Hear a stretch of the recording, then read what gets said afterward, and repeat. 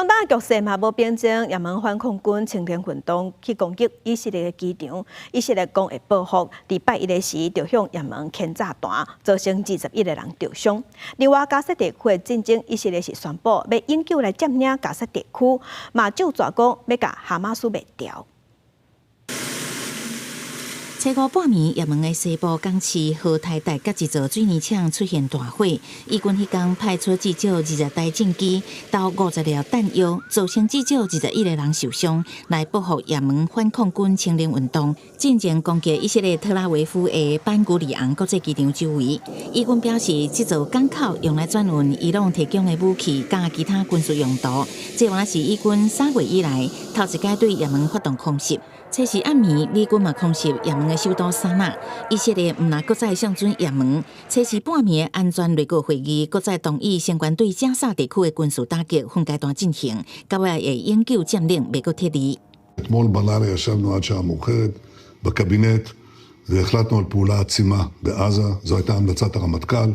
以色列以具有信片中高希伯来建属基甸号名，甲占领加沙号名基甸建设行动，一定要甲加沙210万的居民赶往南部，同时彻底毁灭哈马斯运作，解救出来的59个人质。以色列财政部长讲，这项计划叫做战赢加沙，行动发起的时间会伫美国总统川普5月13至16访问沙特阿拉伯联合大公国甲卡达了后展开，这还是以哈双方达成人质协议的最后机会。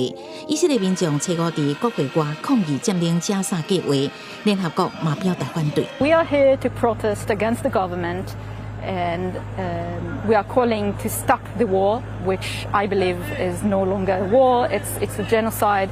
Gaza is and must remain an integral part of a future Palestinian state. The Secretary General continues to call for an immediate, permanent ceasefire.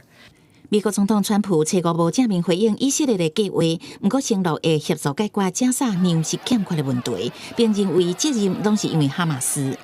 Hamas is making it impossible because they're taking everything that's brought in. But we're going to help the people of Gaza because they're being treated very badly by Hamas. Thank you very much.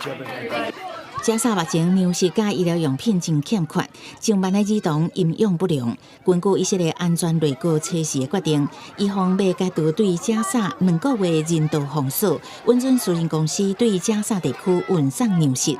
公司新闻，景元庆编译。